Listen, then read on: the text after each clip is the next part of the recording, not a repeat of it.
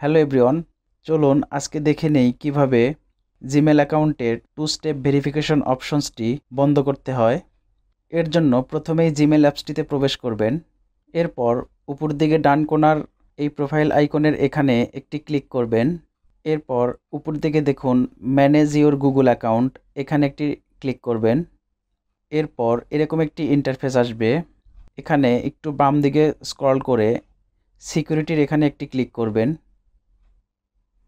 এরপর একটু নিচের দিকে স্ক্রল করলে এখানে দেখুন টু স্টেপ ভেরিফিকেশন একটি অপশনস রয়েছে। এই অপশনসটি বর্তমানে অন আছে। এখন আপনি এই টু স্টেপ ভেরিফিকেশন অপশনসটি অফ করতে চাইলে টু স্টেপ ভেরিফিকেশন ওয়ান এই অপশনসটিতে একটি ক্লিক করবেন। এরপর আপনাকে একটি ব্রাউজারে নিয়ে যাবে।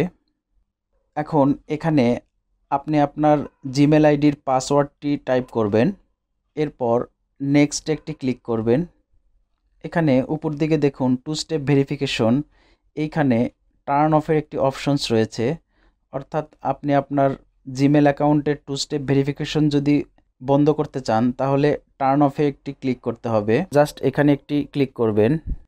এখানে ক্লিক করার পর এরকম একটি কনফার্মেশন উইন্ডো আসবে, সেক্ষেত্রে টার্ন অফে একটি ক্লিক করবেন। এখন একটু নিচের দিকে স্ক্রল করলে দেখতে পারবেন এখানে টু স্টেপ ভেরিফিকেশন অপশনসটি অফ দেখাচ্ছে, অর্থাৎ টু স্টেপ ভেরিফিকেশন অপশনসটি ডিসেবল বা অফ হয়ে গিয়েছে।